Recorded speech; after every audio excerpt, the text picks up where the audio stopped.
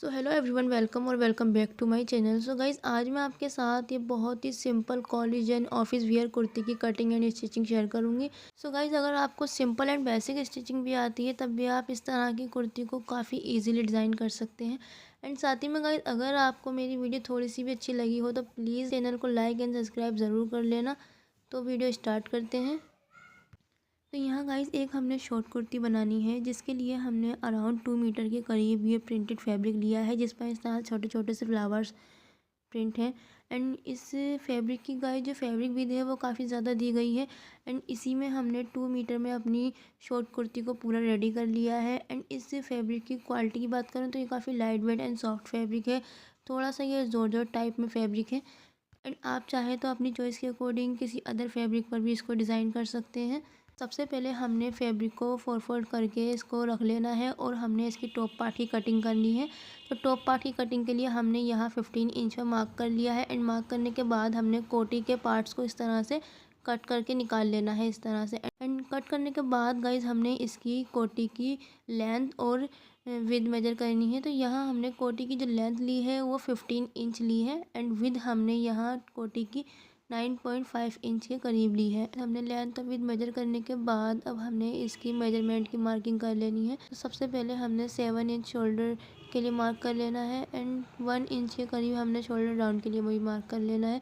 And उसके बाद हमने गाइस 7 इंच पर ही आर्म होल के लिए मार्क करना है। सो यहाँ हमने नीचे से भी अपनी जो मार्किंग की है 7 इंच पर शोल्डर के लिए, नीचे से भी हमने मार्क कर लेना है एज इट इज़ 7 इंच पर। एंड उसके बाद गाइज हमने स्केल की हेल्प से इस तरह से एक स्ट्रेट लाइन ड्रॉ कर देनी है।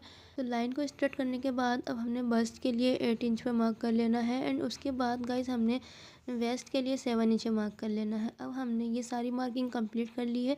तो यहाँ हमने बस्ट और वेस्ट के लिए जो मार्क किया है, अब हमने स्केल की हेल्प से इस तरह से तिरछी लाइन ड्रॉ कर देनी है। एंड उसके बाद गाइज हमने इसमें मार्जिन भी ऐड कर देना है 1.5 इंच के करीब। एंड उसके बाद गाइज अब हमने इसमें आर्म होल की कर्व शेप देनी है। तो यहाँ हमने पहले फ्रंट पार्ट के आर्म होल की कर्व शेप देनी है, इस तरह से अंदर की तरफ। एंड उसके बाद गाइज हमने बैक पार्ट के आर्म होल की शेप दे देनी है 1 इंच के करीब ऊपर की तरफ। एंड इन सारी मार्किंग को कंप्लीट करने के बाद अब हमने इस कोटी की कटिंग कर लेनी है।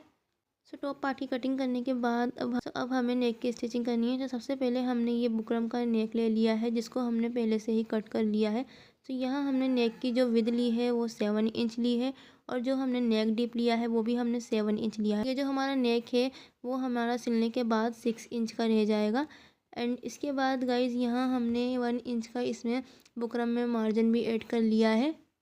तो इसके बाद गाइज अब हमने जो एक्स्ट्रा फैब्रिक बचा हुआ था हमारा वो लेना है, और हमने इस नेक को उस पर स्टिच कर लेना है। हमने नेक को फैब्रिक पर स्टिच करने के बाद गाइज ये जो हमने नेक स्टिच किया है वही नेक हमने अपनी फ्रंट पार्ट की कोटी में स्टिच कर लेना है। तो यहाँ अब हमने अपनी जो फ्रंट पार्ट की कोटी है वो ऑलमोस्ट तो रेडी कर ली है। सो अब हमने ये पिंक कलर की लेस ली है, जो हमने इसके नेक के ऑल अराउंड स्टिच करनी है। तो ये वाली जो लेस है आपको इजीली शॉप पर मिल जाएगी। सो आप चाहें तो इसमें कॉलर वगैरह भी ऐड कर सकते हैं, लेकिन मैंने इसमें कॉलर ऐड नहीं किया है। तो ये ऐसे ही काफ़ी अच्छी लग रही थी, सिंपल सी। सो इस वाली लेस का हम पहले पूरा नेक के पूरे ऑल अराउंड स्टिच कर लेते हैं।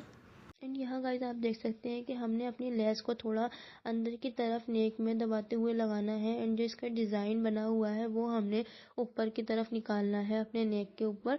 आप चाहें तो इसे पहले भी स्टिच कर सकते हैं, लेकिन हमने इस वाली लेस को नेक को पूरा रेडी करने के बाद ही लगाना है। इससे नेक में और ज़्यादा फिनिशिंग आ जाती है। इस लेस को पूरे नेक पर स्टिच कर लेते हैं। सो नेक की स्टिचिंग कंप्लीट करने के बाद यहाँ आप देख सकते हैं कि इसका लुक कुछ इस तरह से आया है। एंड यहाँ गाइस हमने बैक नेक की जो कटिंग और स्टिचिंग है वो भी हमने पहले से ही रेडी कर ली है। सो आप देख सकते हैं हमने अपनी कोटी के दोनों पार्ट्स ले लेने हैं। एंड इन दोनों पार्ट्स को जो हमने इसकी सीधी वाली साइड है वो हमने अंदर की तरफ रखनी है दोनों पार्ट्स की। एंड इसके शोल्डर को स्टिच कर लेना है। एंड साथ ही में हमने इसकी फिटिंग की भी सिलाई लगा लेनी है। यहाँ हमने टॉप पार्ट की स्टिचिंग कंप्लीट कर ली है। अब हमने इसके बॉटम पार्ट की कटिंग करनी है। सो सबसे पहले हमने फैब्रिक को विद वाली साइड से इस तरह से डबल फोल्ड करते हुए रख लेना है। इसमें गाइस हमने इसके फ्लेयर को कट करना है, जिसके लिए हमने इस तरह से फैब्रिक को 4 फोल्ड करते हुए रखा है। तो उसके बाद हमने इसकी टोटल लेंथ देखनी है। तो यहाँ हमने फैब्रिक की टोटल लेंथ 20 इंच ली है टॉप पार्ट की। एंड उसके बाद हमने 10 इंच पर मार्क कर लेना है बिल्कुल फैब्रिक के बीच में। सो इस तरह से हमें 10-10 इंच की 2 फ्लेयर्स मिल जाएंगी। सो पहले हमने दोनों फ्लेयर पर 10-10 इंच पर दूरी पर मार्क कर लेने हैं। इस तरह से 2-2 इंच की दूरी पर हमने 10-10 इंच पर मार्क करना है। एंड इन मार्किंग को करने के बाद हमने स्केल की हेल्प से इस तरह से एक स्ट्रेट लाइन ड्रॉ कर लेनी है। एंड ड्रॉ करने के बाद गाइस हमने इसकी ऊपर वाली फ्लेयर को कट कर लेना है। कट करने के बाद हमने नीचे वाली फ्लेयर पर भी एज इट इज मार्किंग कर लेनी है और उसके बाद हमने उसको भी कट कर लेना है। सो कट करने के बाद यहाँ गाइस हमें 2 फ्लेयर मिल गई हैं अपनी कुर्ती की। एंड कटिंग करने के बाद गाइस अब हमने इसको ओपन कर लेना है। एंड ओपन करने के बाद हमने इन दोनों फ्लेयर में गैदरिंग कर लेनी है। इस तरह से थ्रेड वाली गैदरिंग करनी है। तो गैदरिंग करने के बाद हमने इन दोनों को जॉइंट्स भी कर लेना है साथ ही में। एंड साथ ही में गाइस हमने इसकी नीचे वाली किनारी को फोल्ड कर लेना है हल्का सा और चारों तरफ से हमने इसको स्टिच कर लेना है। सो पूरा स्टिच करने के बाद गाइस इस तरह से हमने इसकी गैदरिंग करनी है। सो यहाँ हमने अपने बूट्स में एक आलपिन को लगा लिया है इस तरह से। एंड इसी से हमने अपनी गैदरिंग की है पूरी फ्रॉक में। तो इस तरह से हमने इजीली इसमें गैदरिंग कर लेनी है। पहले हम इसके पूरे टॉप पार्ट को रेडी कर लेते हैं। तो यहाँ हमने अपने बॉटम पार्ट्स को रेडी कर लिया है और हमने इसके टॉप पार्ट्स को भी रेडी कर लिया है। यहाँ हमारे दोनों पार्ट्स रेडी हो चुके हैं।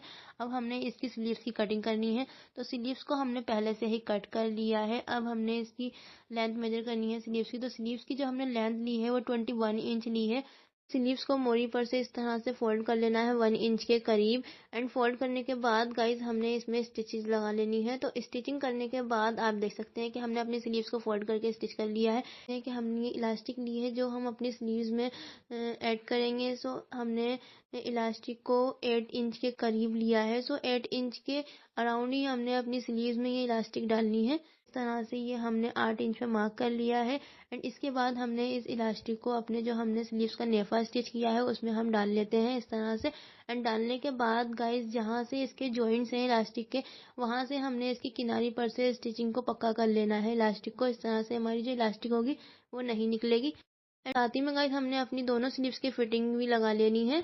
सो यहाँ आप देख सकते हैं कि हमने अपनी दोनों स्लीव्स को रेडी कर लिया है। एंड उसके बाद गाइस यहाँ हमने जो अपना टॉप पार्ट्स और बॉटम पार्ट को रेडी करके रखा था उसको ले लेना है। एंड उसकी इन दोनों पार्ट्स को लेने के बाद हमने इसकी वेस्ट को ज्वाइन कर लेना है इस तरह से। एंड ज्वाइन करने के बाद गाइस यहाँ हमने साथ ही में अपनी स्लीव्स भी स्टिच कर लेनी है इसमें। स्टिचिंग कंप्लीट करने के बाद आप इसका लुक चेक कर सकते हैं। सो यहाँ गाइज आप इस कुर्ती को किसी बॉटम या जीन्स या बैगी पैंट के साथ भी वेयर कर सकते हैं। इस तरह की कुर्ती को पहनने के बाद आपका जो लुक है वो काफ़ी ज़्यादा अच्छा आने वाला है। सो अगर आपको सिंपल एंड बेसिक स्टिचिंग भी आती है तब भी आप इस तरह की ड्रेस को काफ़ी ईजिली डिज़ाइन कर सकते हैं। वीडियो अच्छी लगी हो तो please like share and subscribe ज़रूर कर लेना। Thank you for watching this video. Bye bye, take care.